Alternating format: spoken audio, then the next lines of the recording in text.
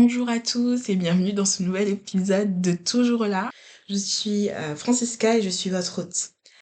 Merci à vous de commenter, j'ai hâte de vous lire et de savoir comment s'est passé votre début d'année. Et merci encore de m'écouter. Aujourd'hui, on va parler des résolutions et comment surtout je n'ai pas pris de nouvelles résolutions. Bonne année à tous. Je ne sais pas si on peut encore se le dire en février, mais je vous le dis quand même. Je vous souhaite en tout cas que cette année soit une année de joie, de victoire pour tous. Et en fait, j'ai décidé de parler dans cet épisode, des nouvelles résolutions ou le fait que j'ai pas pris de résolution l'année dernière. En fait, pour vous expliquer, je me suis retrouvée en décembre l'année dernière à me demander si j'allais faire de nouvelles résolutions. Ma réponse, non. Alors, je vous dis pas combien de fois je me suis donné des objectifs que je n'ai jamais atteints. Je pourrais vous donner toutes les raisons scientifiques qui expliquent le fait qu'en fait, on n'arrive pas à tenir des nouvelles résolutions, mais ce serait que des excuses pour moi, ou peut-être pour d'autres, je sais pas. Mais en tout cas, j'avais l'objectif l'année dernière, c'est-à-dire sur l'année 2025, j'avais pour but de me lancer en fait dans le podcast. Et comme vous le voyez, c'est que maintenant 2026 que je me lance. Donc, pour vous dire à quel point je suis quelqu'un qui sait tenir ses résolutions. Et pour ceux qui arrivent à tenir leurs résolutions, vraiment bravo, bravo. Et continuez vos efforts et continuez à shiner comme vous shinez. Mais en tout cas, moi, ça n'a pas été mon cas. Pendant plusieurs années, je me suis toujours donné des objectifs, hein. Comme pour tout le monde, je me suis donné des objectifs. J'ai décidé, par exemple, de partir à l'étranger. J'ai décidé de me remettre au sport. Donc il y a vraiment des années où, justement, ces résolutions que j'avais prises, elles ont fonctionné, mais du coup, c'est des habitudes que j'ai pas gardées. C'était OK, et puis j'abandonne, en fait, cette idée-là, le long de l'année. Alors, ce que j'ai décidé de faire, c'est de plutôt visualiser. Alors, j'ai pas envie, je suis pas coach de vie, je vais pas vous dire en fait des vision boards à gogo et tout ça, mais je pense qu'il y a tout un travail dans la visualisation et du coup de la mise en place de manière progressive de cette vision qui aide.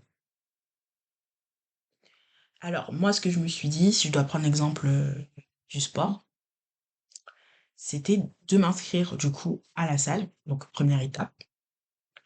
Deuxième étape, y aller. Troisième étape, faire vraiment des exercices quand j'y suis. Et prochaine étape, effectivement, c'est de pouvoir l'intégrer clairement dans ma routine. C'est-à-dire, il n'y a pas de semaine qui soit possible sans aller à la salle de sport ou de pratiquer une activité sportive. J'avais comme rêve, en fait, de partir à l'étranger. Après le bac, je me suis toujours dit que ce serait intéressant de partir à l'étranger. Donc, il m'a fallu 3 ans de licence pour ne pas y aller. Après 5 ans, en fait, après avoir eu mon bac, il y a eu du coup Covid.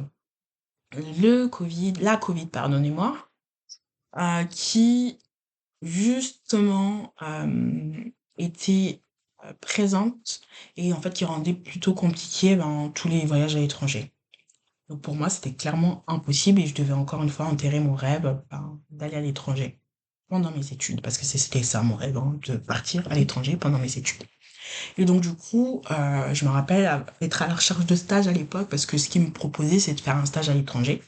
Et du coup, pour vous expliquer le contexte, le référent qui en fait s'occupait de la mission d'envoyer les étudiants au Canada, donc qui faisait le lien avec l'autre école, n'était plus là. Donc il y a un remplaçant qui est venu, qui disait connaître aussi tous les contacts. Mais du coup, moi, il me répond, après avoir appelé du coup l'université là-bas, qu'en fait c'était pas possible. Avec la Covid, c'était pas possible. Donc moi, je me dis ben qu'est-ce que je fais? J'ai vraiment envie d'y aller, mais comment ce serait possible? Mais du coup, ce référent me dit mais si tu trouves un stage, on peut te signer une convention. Alors, mon gros objectif, c'était de trouver un stage à l'étranger, sans école. Mais justement, donc depuis en fait, ma ville, en France, trouver un stage à l'étranger. Donc j'ai la chance, j'ai une amie qui vit là-bas et qui a pu m'envoyer, en tout cas, ben, des adresses, donc auxquelles que je candidate et puis une réponse, puis une autre, puis une autre, puis une autre, que des refus et effectivement, c'était, un peu compliqué de me visualiser du coup, de visualiser ce rêve, de me dire que je vais y arriver, que je ferai mes études, du coup, à l'étranger. Spoiler alert, j'y suis quand même allée. Et donc, en fait, j'ai eu à un moment donné, je me rappelle, j'avais une camarade de classe à l'époque. Je reviens en classe, dépitée. Je lui dis, mais en fait, j'ai encore eu de refus. Qui me dit, droit dans les yeux, mais Francisca, tu vas y aller. Tu vas trouver, tu vas y aller. Alors, à ce moment-là, je sais pas ce qui s'est passé chez moi. Est-ce que je me suis vraiment accrochée à cette parole? Je crois que ouais. Je me suis accrochée à cette parole et j'ai commencé en fait à y croire. Je me suis dit, mais en fait, il n'y a pas moyen que je reste en France. Je vais partir à l'étranger pour ce stage. Et je me rappelle quelques semaines plus tard, donc c'était pas tout de suite, hein. Donc je continue à envoyer des courriers, faire des lettres de motivation.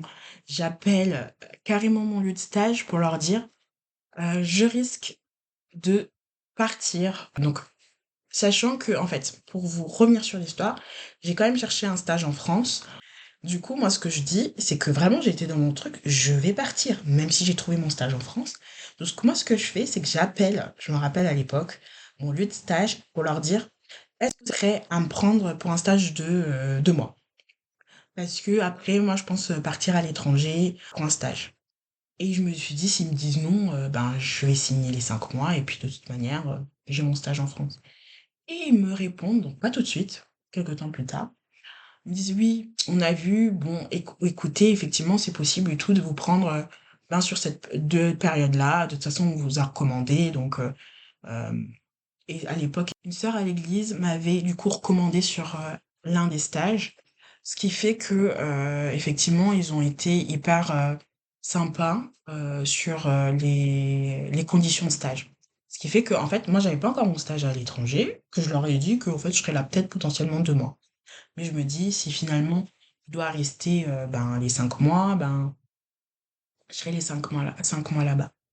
Et je me rappelle, en fait, vu que maintenant dans ma tête, c'était j'y vais, de toute manière, je vais y aller. Donc j'ai tout préparé comme si j'y allais. Et donc c'est vrai que effectivement la phrase de ma camarade de classe à l'époque, je pense que c'est là qui a été vraiment un déclic en me disant, mais en fait, il n'y a pas moyen, je peux pas faire autrement que d'y aller. Et j'allais pas y aller non plus en stage, bien sûr, parce qu'il fallait quand même une convention et valider tout ça. Mais je me suis dit, sans école, ça devait être peut-être plus compliqué pour trouver un stage. Et finalement, après quelques semaines, ben, j'ai réussi à trouver ce stage-là. Et en fait, quand j'ai réussi à trouver ce stage et que on me dit, il n'y a pas de souci, vous pouvez venir de temps à cette période-là, il n'y a aucun souci. Moi, j'envoie tout ça à mon référent, du coup, à l'école, qui me dit, ouais, il n'y a pas de souci, le lieu est au correct, tu peux aller faire ton stage là-bas. Mais le truc, c'est que tu pourras pas aller à l'université là-bas, donc il faudra que tu fasses tous tes cours à distance. Alors, pour vous dire, les cours étaient pas obligatoires, donc avec 6 heures de décalage, je me suis dit que j'allais de toute manière m'arranger. Et les seuls trucs qui étaient hyper importants, c'était de rendre les devoirs qui étaient diplômants. J'ai dû rendre mes devoirs en groupe et mes devoirs seuls, je les ai rendus quand j'étais là-bas. Donc, ce qui fait que je devais quand même m'organiser pour assister, en tout cas, à ce que, en fait, je puisse me connecter avec mes partenaires de travail et tout ça. Donc, effectivement, quand j'ai réfléchi à tout cela, eh ben, ça a été beaucoup plus simple pour moi.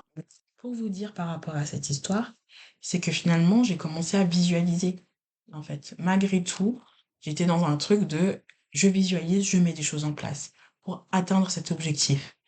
Alors, d'autres diraient c'est le karma, d'autres diraient c'est ça, mais pour moi, c'est clairement la foi. À un moment donné, je crois vraiment que le fait que tu crois en quelque chose, ça crée quelque chose. Donc, et j'ai pas commencé juste à croire, j'ai commencé à croire, j'ai commencé à parler, j'ai commencé à poser des choses dans ma vie. Ça m'a clairement motivée. Et je crois que des fois, en fait, on a besoin, moi, de ce que j'ai compris, hein, c'est que des fois, moi, j'ai besoin de me dire qu'en fait, je vais y arriver. C'est-à-dire que c'est pas que quelqu'un me le dise directement, mais que vraiment, moi, je prenne cette décision-là, en fait, d'y croire. Et donc, c'est vrai que, ben, que ce soit dans l'histoire, avec ma sœur, qui à un moment donné, elle a pris la décision de manger, et que j'ai vu, et que je l'ai vu, je l'ai observé, et je me suis dit, mais en fait, c'est pas si compliqué que ça de manger équilibré. Et cette amie-là qui m'a dit de regarder droit dans les yeux en me disant, mais en fait, le Canada, tu vas y aller. Je pense que c'est ça, et c'est ce moment-là où j'ai décidé, en tout cas, tout simplement, de pouvoir y aller. Et je crois que finalement, si pour vous, c'est juste, par exemple, d'aller courir, peut-être que pour vous, c'est juste d'aller manger plus équilibré, je sais pas. Il y a des objectifs que vous vous êtes posés qui sont hyper importants et que vous voyez, que vous voulez au plus profond de votre cœur.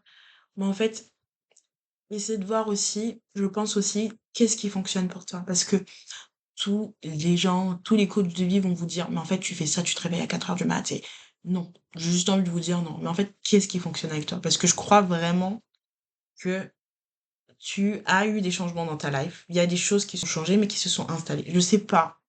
Prends le temps, et je pense que c'est pour ça aussi que le bilan est intéressant. Prends le temps de voir, en fait, mais comment ben, t'as appris, même une mauvaise habitude, comment elle s'est installée. Donc, je pense que quand tu pourras observer comment s'est installée, par exemple, cette mauvaise habitude que tu as, par exemple, du grignotage, eh ben, tu comprendras peut-être les clés. Donc, c'est toujours aussi simple qu'on dit, mais moi, il m'a fallu, vous voyez, combien de temps pour y arriver? Et j'ai pas encore fini de le truc parce que je crois que à chaque fois qu'on se met des nouveaux trucs et des nouveaux objectifs, eh ben, il y a de nouveau un truc de mais comment je vais pouvoir le mettre en place? Et je crois qu'on est tous un peu dans le même bateau. En tout cas, n'hésitez pas à commenter si, par exemple, vous avez eu des histoires similaires, des choses où c'était plus compliqué pour vous de mettre en place. Et si jamais vous pouvez encore vous retrouver encore à ce stade, de ne pas y croire, est-ce qu'on pourrait pas se motiver à y croire un peu? Qu'est-ce qu'on perd? Si vous avez aimé en tout cas cet épisode, réagissez et commentez. J'ai vraiment hâte de vous lire et on se dit à bientôt dans le prochain épisode.